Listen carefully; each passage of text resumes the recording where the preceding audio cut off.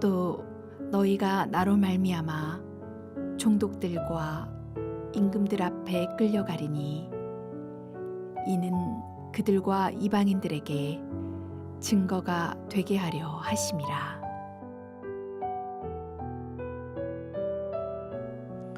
주님은 제자들을 세상으로 내어 보내시면서 무시무시한 말씀을 하십니다. 그들이 박해를 받을 것이라고 합니다.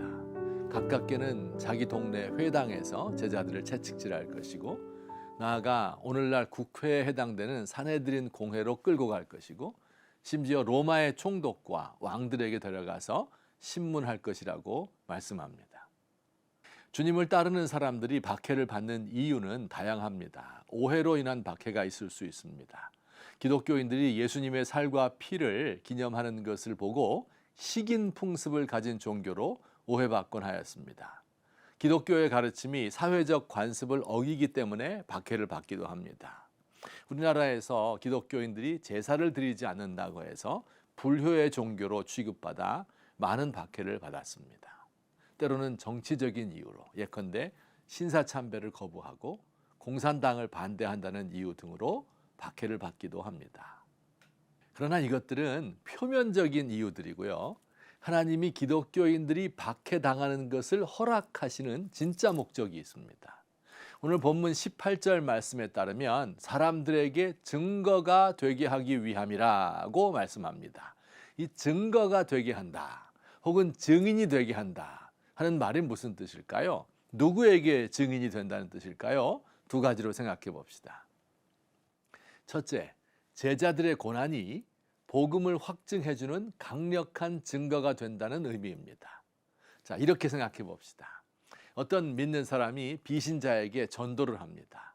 그런데 그 전도자가 아주 잘 나가는 사람이에요. 돈 많은 부자고, 아이들도 스카이 대학에 척척 붙고 아주 행복하고 즐거운 삶을 삽니다. 이 사람의 전도를 들으면 예수를 믿고 싶어지겠지요? 자, 그런데 어떤 전도자는 고난을 받습니다. 실직을 당하고 아이들은 말썽을 부리고 몸도 약해지고 손대는 일마다 잘 안 됩니다. 여러분, 어떤 사람이 전도하면 더 잘 믿을 것 같습니까? 언뜻 생각하면 잘 사는 사람이 전도하면 잘 믿을 것 같지요. 정말 그럴까요? 어떤 사람이 예수를 믿고 잘 살게 되면 나도 그를 따라 잘 살 수 있을 것 같아서 예수를 믿게 될 것입니다. 하지만 어떤 사람이 예수를 믿다가 실패만 거듭하는데 그래도 예수를 부인하지 않고 믿으면 그가 믿는 예수는 더욱더 신뢰할 수 있는 분이 됩니다. 한국 민족이 고난을 받을 때 순교자들이 많이 나왔습니다. 일제말 신사참배에 반대하던 사람들, 공산당의 박해에도 예수를 부인하지 않은 성도들이 무려 2,600명이나 됩니다. 그렇게 많은 사람들이 순교하였으면 사람들이 예수를 안 믿어야 하잖아요. 아닙니다. 해방 후 30년 동안 기독교는 약 30배 정도의 급성장을 하였습니다. 죽음으로써 지킨 복음을 사람들이 그 복음의 진실성을 증거한 것으로 받아들인 것입니다. 하지만 80년대 이후 30년 동안은 거의 한 사람도 순교자가 없었습니다. 예수를 믿어서 부자 되고 병 낫고 잘 살게 되었다는 간증뿐이었습니다. 그 결과가 참담합니다. 이제는 사람들이 기독교를 외면하는 지경에 이르렀습니다.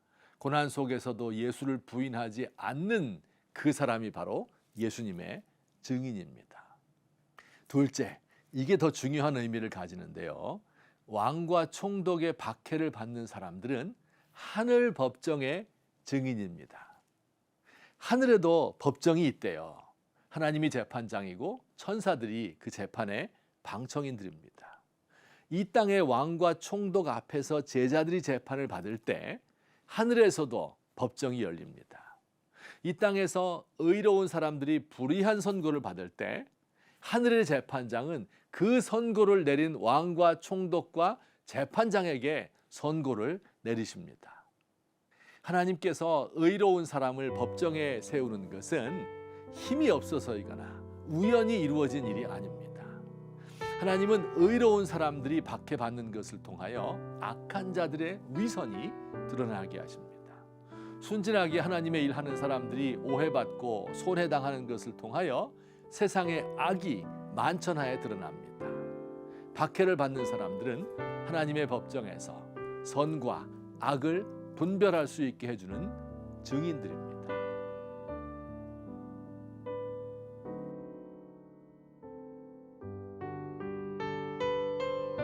주님, 오늘도 많은 사람 앞에서 불의한 재판이 이루어지고 아무도 보지 않는 밀실에서 의로운 자들을 없애자는 거래가 이루어지고 있습니다. 그러나 모든 은밀한 것을 살피시는 주님의 눈이 그들 위에 있음을 믿습니다. 의인의 증언을 순전하게 하시고 악인이 하늘 법정에서 판단받게 하소서.